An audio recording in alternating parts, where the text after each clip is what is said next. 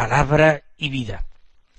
Hoy es el miércoles de la 7ª semana del tiempo ordinario, un miércoles que es 27 de febrero.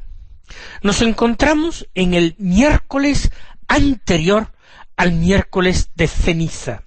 Por tanto, afrontamos los últimos 7 días del tiempo ordinario, un tiempo ordinario que no volveremos a retomar hasta después de la gran fiesta de Pentecostés, que pondrá punto final al tiempo pascual. Pero para eso quedan todavía muchos meses.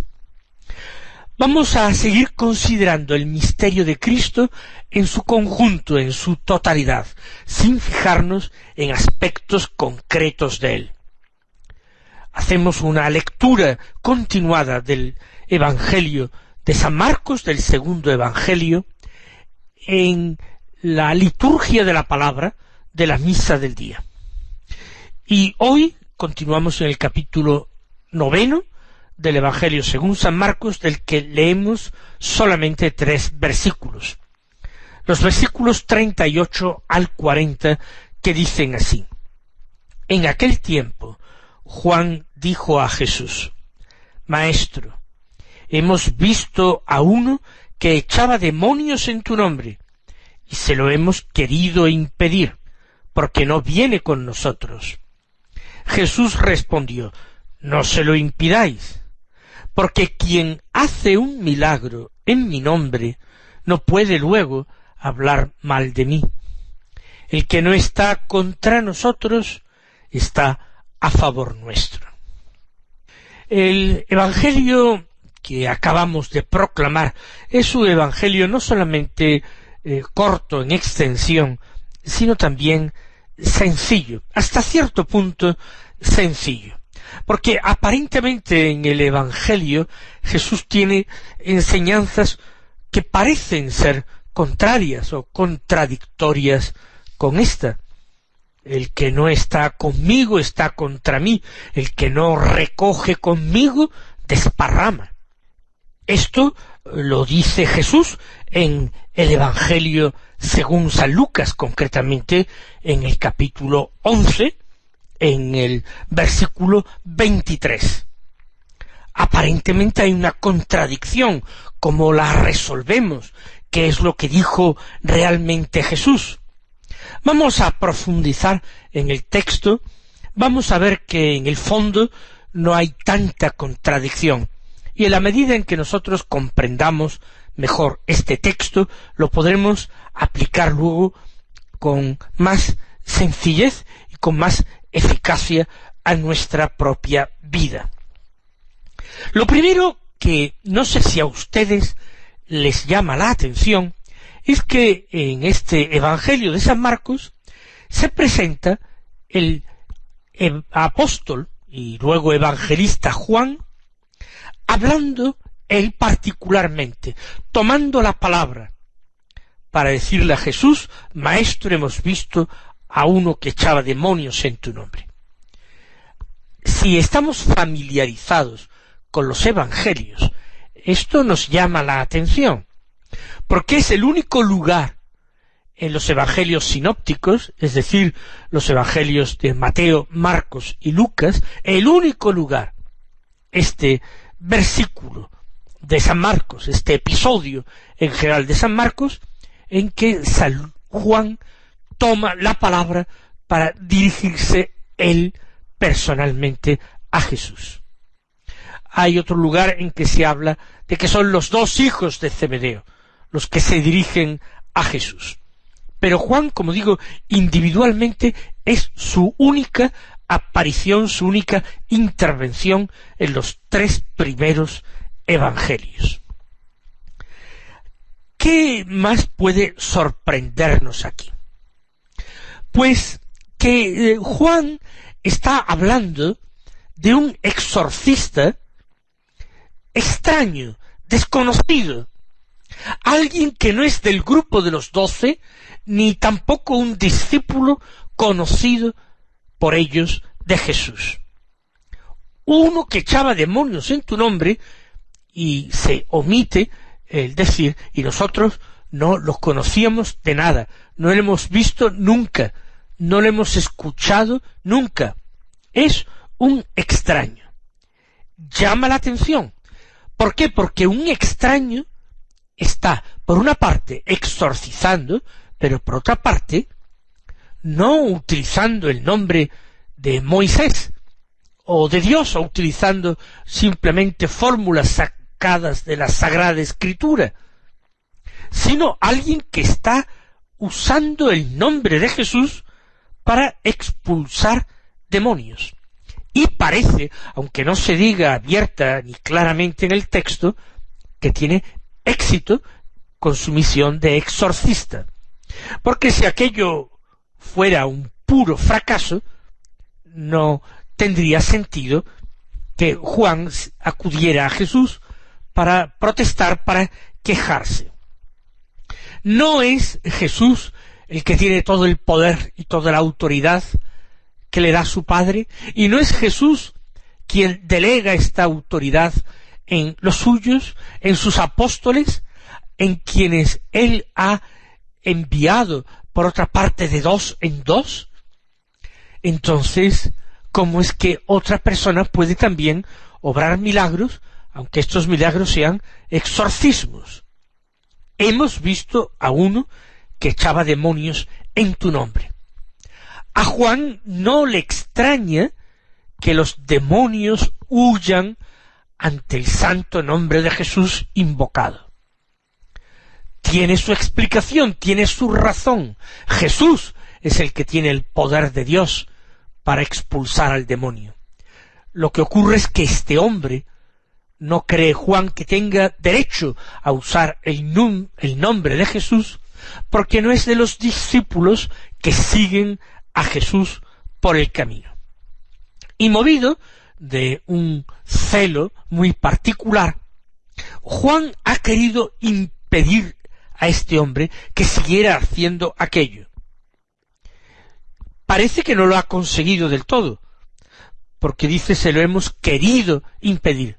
No se lo hemos impedido, sino querido impedir, que no es lo mismo. Por eso quizás no ha tenido mucho éxito en su intentona y ahora se queja amargamente a Jesús para que sea el mismo Señor quien intervenga y le prohíba a este hombre actuar en su nombre. Pero también Juan se expresa en plural. Se lo hemos querido impedir. ¿Quién está detrás de esta primera persona del plural? Se lo hemos querido impedir. Pueden ser todos los apóstoles quienes grupalmente se han sentido ofendidos porque se les estaba quitando su papel de mediadores de la gente ante Jesús, de obradores de milagros en nombre de Jesús, o puede ser que Juan se refiera solamente a su hermano Santiago y a él mismo, a los hijos de Zebedeo, ya que actúan en el Evangelio en alguna ocasión en unidad, en unión. Jesús los llamaba a ambos Boanerges, hijos del trueno. ¿Por qué? Pues porque hacían mucho ruido, verdaderamente tronaban con su indignación, con sus actitudes radicales, violentas, como cuando le dijeron a Jesús, cuando el Señor no fue recibido en un pueblo, en una aldea de samaritanos, porque se encaminaba a Jerusalén a rendir culto a Dios en el templo de Jerusalén, y eso no lo permitían, no lo querían los samaritanos. Cuando le negaron alojamiento, Santiago y Juan le dijeron a Jesús: Maestro, ¿quieres que hagamos bajar fuego del cielo, que los abrase, que los queme? Pretendían hacer un milagro espectacular, como el que había hecho el profeta Elías en el Antiguo Testamento, haciendo bajar fuego del cielo. Pero esto como castigo, como venganza, porque aquellas gentes no acogían a Jesús. Y eso le dolía a aquellos apóstoles que querían sinceramente al Señor, pero les hacía reaccionar de esta manera verdaderamente atronadora o tormentosa. Los hijos del trueno. Pues quizás en este texto se refiere también, con esta primera persona del plural, a su hermano y a él mismo. Pienso que esta segunda opción parece más verosímil, más válida. Le pega a aquellos dos hermanos tan arrojados haber intentado impedir a aquel exorcista anónimo seguir desempeñando su misión. La causa porque no viene con nosotros, es decir, porque no sigue a Jesús por el camino, habiendo dejado todo, como habían hecho Santiago y Juan, que habían dejado a su padre Zebedeo en la barca con los empleados, con los trabajadores, para irse con Jesús, desentendiéndose del negocio familiar e incluso de la familia. No viene con nosotros, luego no tiene derecho. Nosotros nos hemos ganado, por así decirlo, el derecho a este obrar con poder en nombre de Dios, en nombre de Jesús. Nos lo hemos ganado con nuestra renuncia, con nuestro sacrificio, con nuestro haberlo dejado todo. Pero ¿qué méritos tiene? Quizás no ha dejado nada, quizás busca solo notoriedad. Él no sigue a Jesús, no tiene derecho, no viene con nosotros, no está con nosotros.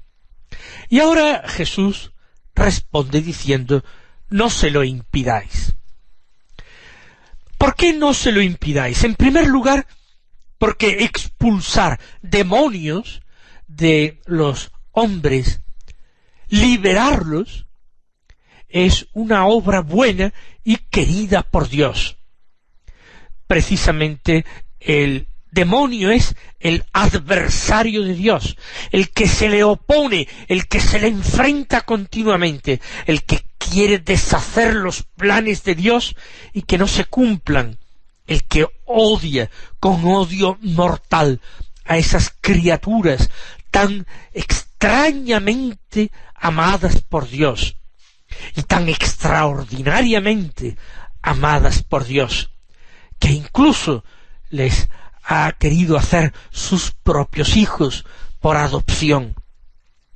El diablo atormenta a los hombres, siempre lo ha hecho, desde el primer pecado de los orígenes, el pecado de Adán y de Eva. Siempre lo ha hecho y siempre lo hará mientras el Señor permita por un tiempo su acción.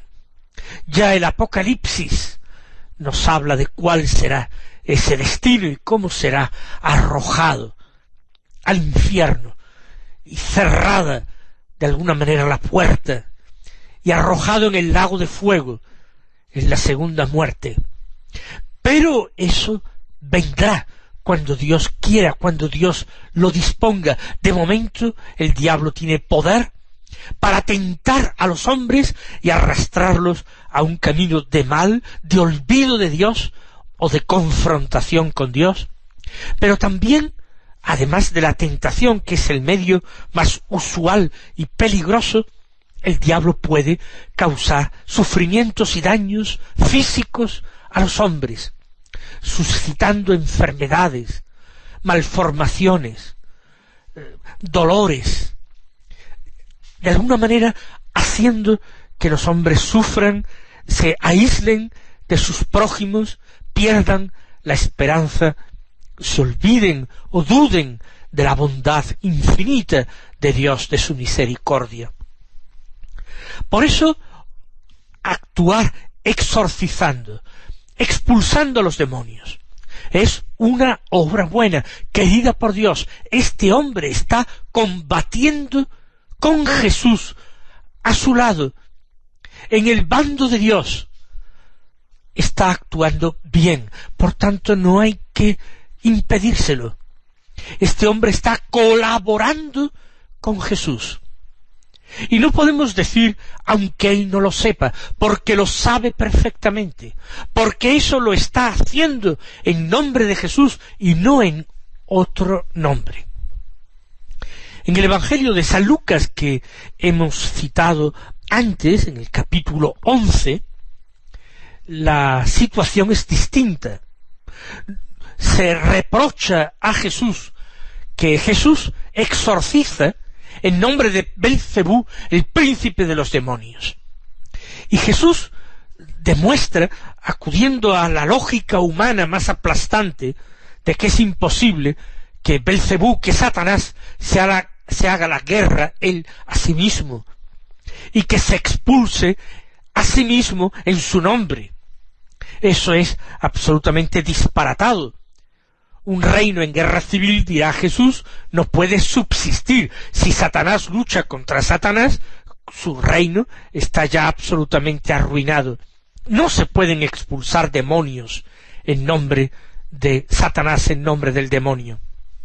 Y este hombre lo está haciendo además claramente en nombre de Jesús. Es un aliado, es alguien empeñado en la misma causa. No se lo impidáis. Es en este sentido y en este contexto particular donde Jesús añade: porque quien hace un milagro en mi nombre no puede hablar luego mal de mí. Esto es fundamental. No se trata simplemente de hacer el bien. Muchos dicen, pues si se está haciendo el bien, esto ya es algo querido por Dios. Hay que analizar qué es el bien y qué es el mal. No basta decir que una asociación, por ejemplo, esté dando de comer a los pobres o llevando tecnología, desarrollo científico-tecnológico a un pueblo pobre o subdesarrollado. No nos basta para decir que eso está haciendo la obra de Dios. En primer lugar, porque no estamos seguros de las consecuencias de esas acciones. Claro que dar de comer está siempre bien. Dar de comer al hambriento es una obra de misericordia. Pero ¿qué es lo que se une a este dar de comer? ¿Qué se exige a cambio? ¿Hasta qué punto el alimento que se da es simplemente un anzuelo, o mejor dicho, el cebo de un anzuelo mortal? No seamos tan ingenuos. El pescador que echa el anzuelo al agua con su cebo no está tratando de alimentar a los peces, sino sacarlos del agua para que mueran. No basta con decir estoy dando de comer a personas con hambre. ¿A cambio de qué? ¿Con qué objetivo? ¿Con qué condiciones? ¿Con qué exigencias? O conseguir un desarrollo tecnológico no se puede asegurar siempre que sea un bien. Y sobre todo, y lo que es definitivo, si eso no se está haciendo clara, abiertamente, en nombre de Jesús, no podemos decir simplemente que esta sea la obra de Dios. No seamos ingenuos. No nos dejemos impresionar por presentaciones sentimentales. El Señor nos ha dado razón e inteligencia para que la usemos, para que sepamos valorar las cosas no por lo que parecen a primera vista, sino por las consecuencias que tienen. Esto es definitivo. Recuerden que el criterio de discernimiento tan claro que ofrece Jesús: un árbol se conoce por sus frutos, dijo una vez el Señor. Un árbol sano no da frutos dañados, ni un árbol dañado da frutos sanos. El árbol se conoce por sus frutos. Hay que utilizar la inteligencia y no dejarse mover por las primeras impresiones y por los sentimientos. Así pues, no basta simplemente con hacer el bien. Hay que hacerlo en nombre de Jesús. Y hay que darse cuenta de que ese hacer el bien no tiene otra finalidad más que el amor a los hombres, motivado exclusivamente por el amor a Dios. Quien ama al padre ama a los hijos, ama a los hermanos. Si hay otras motivaciones que se cruzan, sospechemos y pongamos todo en cuarentena hasta ver con más claridad qué se ha pretendido, qué frutos se están produciendo. Quien realiza un milagro en mi nombre, ese no puede luego hablar mal de mí. Evidentemente, nadie tiraría piedras contra su propio tejado. Nadie trataría de desprestigiar a aquel en cuyo nombre está haciendo obras llamativas, espectaculares, milagrosas. Por eso Jesús termina este texto con esta afirmación: el que no está en contra de nosotros está a favor nuestro. Aquí es donde yo les decía que podíamos encontrar alguna contradicción con lo afirmado por San Lucas de el que no está conmigo está contra mí, el que no recoge conmigo desparrama. Pero la aparente contradicción se resuelve fijándonos bien en el distinto contexto de ambos textos. En este de San Marcos ya hemos visto cuál es alguien que está exorcizando al demonio en nombre de Jesús. ¿Esto cómo se va a impedir? Esto es algo bueno, está a favor nuestro. Mientras que en el texto de San Lucas, Jesús es el que está siendo acusado de actuar con el poder de Belcebú. Y entonces el contexto es el de unas enseñanzas sobre el exorcismo, el estilo de actuar de Belcebú. Entonces, el que no está conmigo está contra mí.